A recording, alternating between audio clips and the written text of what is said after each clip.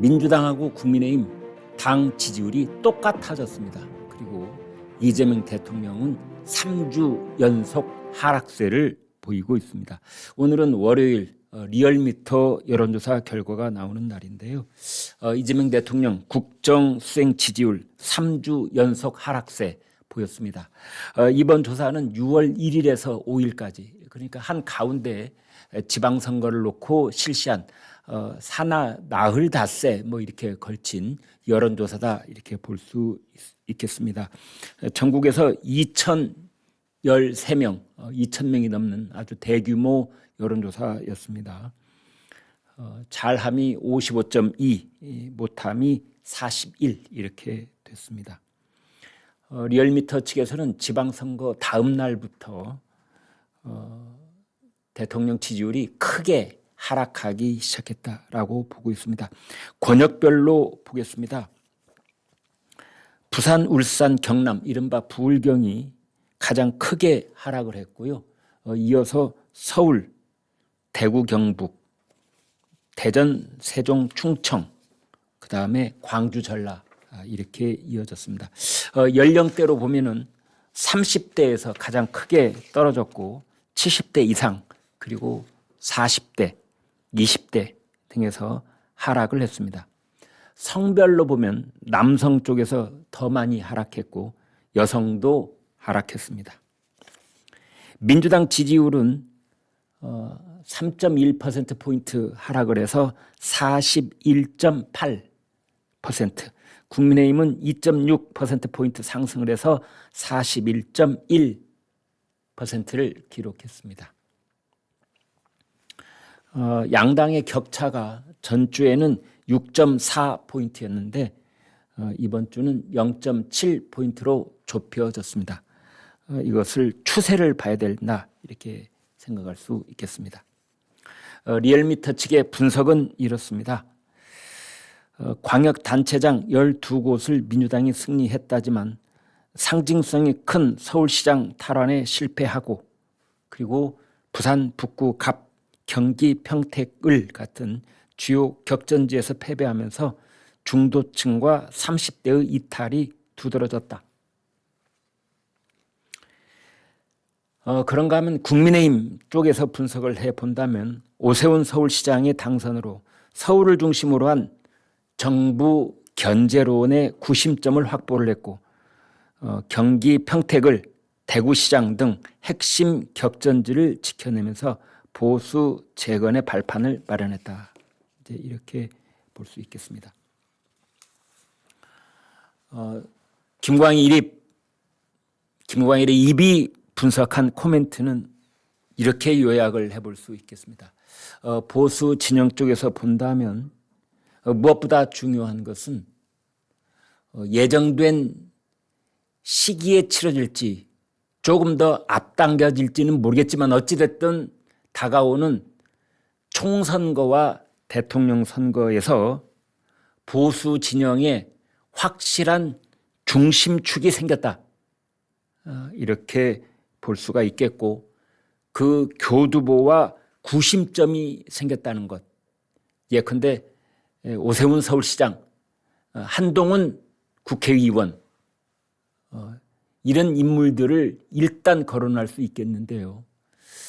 저희가 지난 수십 년 숱한 선거를 가장 가까이 지켜본 경험의 바탕을 두고 말씀을 드려본다면 선거에서 가장 중요한 요인 중에 하나는 구심점이 있느냐, 그것도 대권을 희망할 수 있는 구심점이 있느냐의 여부가 선거에서는 너무나 중요합니다.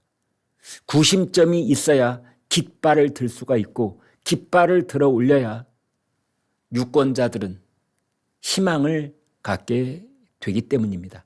그 희망이 바로 결집입니다. 사실은 돌이켜보건대 6.3 선거가 있기 전에 이런저런 방송을 하면서 주변에서 이런 얘기들을 많이 했었습니다. 김광일의 입이 저희 시청자들에게 쓸데없이 희망 고문을 하는 건 아니냐. 여론조사 결과는 격전지에서 민주당이 사뭇 앞서 있는 것으로 나와 있는데 김광일의 입을 보면은 초박빙이라는 말을 과장하고 있더라. 뭐 이런 지적들을 하셨습니다.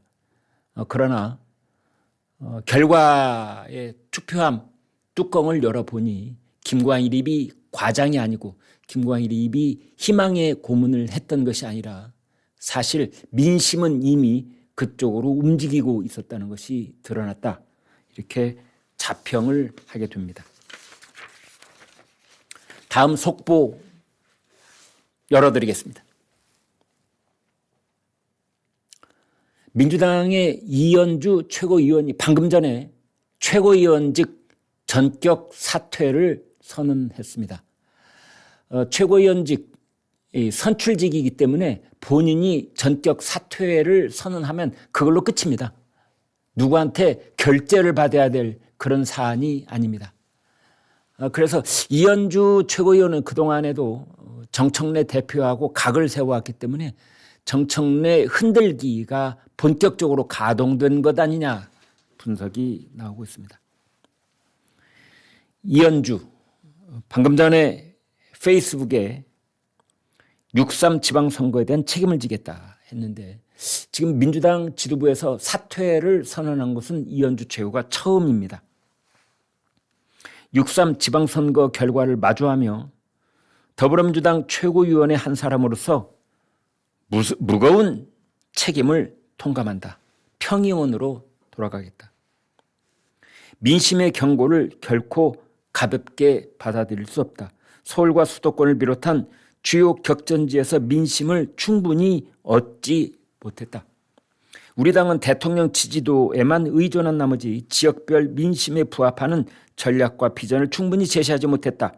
특히 중도층과 2030 청년 세대의 이탈, 수도권 주요 지역에서 확인된 민심의 변화, 이걸 무겁게 받아들여야 한다. 예, 사퇴의 명분, 무슨 취지인지 알겠습니다. 후일담이죠. 네, 만약 서울시장 결과가 1%포인트 박빙인데 정원호 후보가 이겼다면 이러한 명분은 정반대로 쓰였을 가능성도 있습니다. 어찌됐든 비당권파로 분류되는 이현주 최고위원이 사퇴를 선언함에 따라서 정청래 대표를 중심으로 한 당권파 지도부는 적지 않은 압박을 받는다. 특히 지금 오늘 김민석 총리가 사퇴 의사를 밝히고 그다음에 후임 총리 지명자가 이제 공표가 된 마당에 이현주 최고마저 사퇴를 선언한 것은 9월 초 혹은 8월 중하순경에 열릴 것으로 예상되는 민주당 전당대회를 앞두고 이현주 최고가 확실하게 친명계, 김민석 이쪽에 힘을 실어주는 그리고 정청래 지도부를 흔들어내는 이러한 선언을 한 것이 아닌가 1차적으로 이렇게들 보고 있습니다. 따라서 지금 민주당 지도부의 친명 쪽 그리고 비당권파로 분류되는 쪽의 인사들이 줄지어 사퇴를 하는 것 아니냐 이런 분석도 나오고 있습니다.